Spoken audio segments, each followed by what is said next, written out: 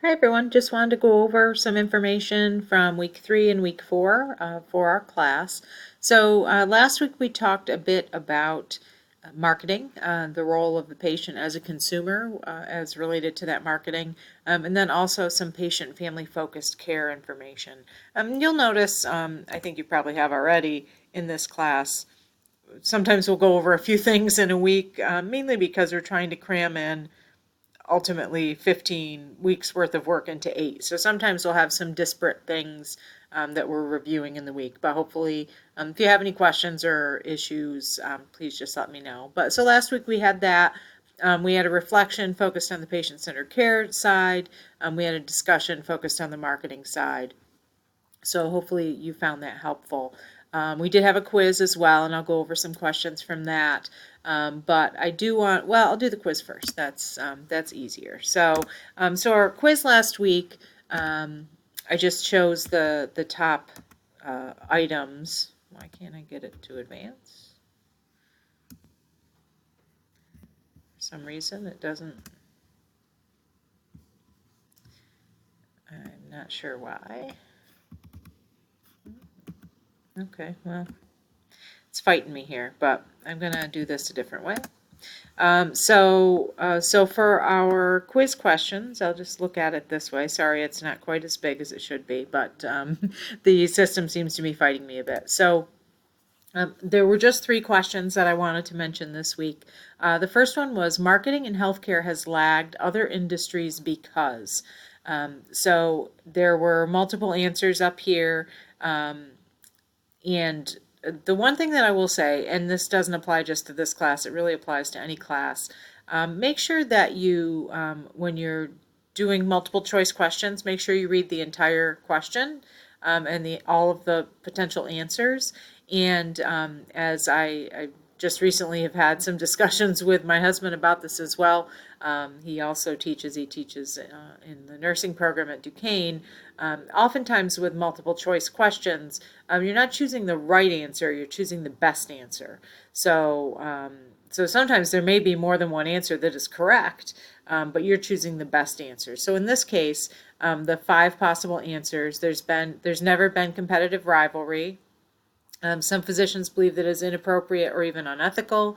Consumers have imperfect knowledge about costs of services, so this constrains consumer decision making. The characteristics of all buyers and sellers are not the same. And then this last answer, which combined ultimately the middle 3, B, C, and D, combine those 3. That's somewhat common for questions to do that. So be aware of that. This first one, there's never been competitive rivalry. That's inaccurate. Obviously, in healthcare, we have competitive rivalry, just like in any other business operation. But so our correct answer was the last one, because that was the best answer in this case. Next question, direct-to-consumer advertising. And the same kind of thing here is defined as marketing directly to the end user of healthcare products. That's correct.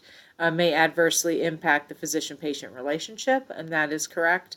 We see that a lot with drugs and medical devices being marketed directly to the consumer, ends up creating a strain on the physician-patient relationship. Is questioned whether it induces inappropriate resource utilization. And yes, that is a problem, much like the last bullet point there. This one, oftentimes now we see drug advertising on television. We run to our physician and ask for those drugs. So sometimes it does create inappropriate utilization, and has received scrutiny as to whether it changes prescribing behaviors. So same kind of thing there. We want physicians to prescribe based on their knowledge base, and not necessarily the fact that the patient happened to see an ad on television for a new drug, etc. So actually all of these are correct, which was the last answer there. All of these are correct. Next one, marketing can be defined as, and again, and I kind of get the sense that these kinds of questions are confusing you a little bit. So I'll go through the question, but then I'll mention something else quick. So marketing can be defined as activities to satisfy a customer's needs, which can certainly be the case if they are searching for healthcare. Advertising, promotion, and selling, those are all part of marketing. Approaches to create, communicate, and deliver value in selected markets, and that is really what marketing is. Marketing provides to the patient what the value proposition is for their product. So, why should someone come to my facility instead of the one down the street? That's the whole purpose of external marketing to the external environment, and activities to satisfy customers' needs, and advertising, promotion, and selling. Again, that is not the best answer there. The best answer would be that all of them are correct, because they technically are all correct in that instance. When you come across questions, obviously as I mentioned before, the key is really make sure that you're reading the question. I think that if folks had taken the time to read the question in more detail, they could quite potentially have gotten some of these right. So make sure that you're reading the questions in detail and choosing the answer based on that. So let's talk about week 4. Week 4, we are shifting to talk about information technology in the healthcare realm. You'll actually take 1, 2, 3 classes on IT in our program. Two of them come from the School of Computer Information Systems, but one is taught in-house. I actually teach it currently, data analytics. So information technology in healthcare is vitally important, and we really need to kind of stay on top of that wave. A few of the things that we do talk about in this class, really focusing on knowledge management, information governance. That's a kind of a keyword hot topic right now in the industry. How do we manage all of this data that we're tracking and keeping, and how do we keep it safe? We talked a little bit about that. Did we talk? Yeah, we did. I think we did talk a little bit about HIPAA in the law chapter. But so it's important that we are keeping information safe, but also keeping it parsoned correctly, right information with right information, clearly identified so we can access it, etc. Then one of the other things that is important right now is this notion of big data. So this is kind of looking at the entire population of data to pull out, at least from the perspective that we're talking about this week, to pull out helpful information. So doing research based on data and then using that to create what is now known as precision medicine. So taking our data and being able to identify that personalized medicine approach for each patient based on that wider group of data. So there's some information in here about precision medicine, so a couple of very short videos about precision medicine, and also about data analytics, and they're all kind of related. And so our discussion this week has to do with that notion of big data, artificial intelligence, those types of things, and how that is impacting the industry. Some people are concerned, some people are excited, some people are somewhere in between. So hopefully you can give us some thoughts on that. And then this week we also have an infographic that is due for an assignment. And for those of you that have never made an infographic before, I actually have listed this link right here.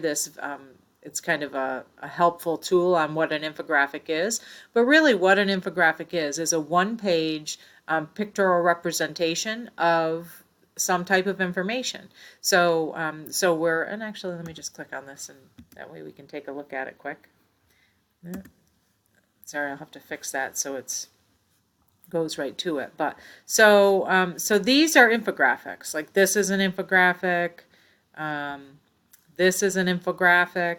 So it's a pictorial representation of information. That's an infographic. So there are great ways to, I'll fix that link so it goes to the external environment. But there are great ways to display information and share information other than writing a lengthy narrative or a white paper or those types of things. So infographics are becoming very popular. I think many years ago we made the shift from, I would go to a meeting to learn about something, and we went from receiving long handouts which involved outlines and those types of things. We made a shift to PowerPoint. Now we're seeing that shift from PowerPoint to infographics because they're shorter, they're more concise.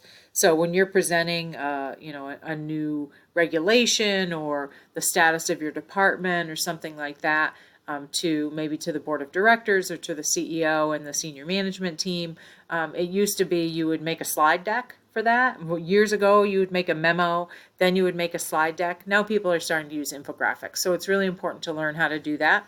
There's three different programs here that I've noted: Easly, Venngage, and Piktochart. These are super easy to use, very user-friendly. There are pay portions to these, so you can buy like a membership or whatever, a subscription to these products, but you certainly do not need to do that. All three of them allow you to use their information for free or use their program for free, and they have tons of great templates. You'll fill in your information and go from there. Some of them allow you to download a low quality, they call it low quality version of the file. That's fine. Some of them, I think Venngage is one, they do not allow you to download the file, but what they do is they allow you to upload your final product to the community, and then they give you a link for that. They give you a URL, and then you'll just paste the URL into your assignment Dropbox when you submit that assignment. So any of those are fine. Some folks have said if you use Pages, some folks have said that Pages is good for infographics as well. They have kind of that functionality if you work on a Mac. And I do, but I use Word on my Mac, so I've never used Pages. But don't just make a Word document. It needs to be a pictorial representation, and don't just slap a bunch of clip art on it either. Make it, pictures and graphics that meet the needs of what you're doing in that document. And this what is an infographic can hopefully give you, get back to the top, give you some ideas on what types of things you would want to put in an infographic. And then we have a quiz. We have the Edpuzzle. I'm going to delay the check-in sessions until next week, I think. I had originally planned to have check-in sessions this week, and I did not get the dates out to everybody. I had planned on having one tonight on Monday night for one of my classes. So I think I'm going to delay that until next week. And then at that point, if you want to come, that's fine. You do not have to come to the check-in session, but it's kind of like a live office hours in the virtual world, where you'll simply click on the link and come and join us in the session. I won't be presenting any content. I will just be there to answer questions. So if you don't have any, or you'd rather not come, that's fine. It's not required. Some of our classes in this program do require live sessions. I would rather, to me, I'm just going to make it available to you. I used to require them. I used to get poor attendance, had to come up with other assignments. So I will simply just make it so that it's not required, but that if you want that, that live setting, you can certainly come and join us. So we'll be having that next week, and I think that's about it. So hopefully this info is helpful, and if you need anything, please feel free to reach out. Thanks.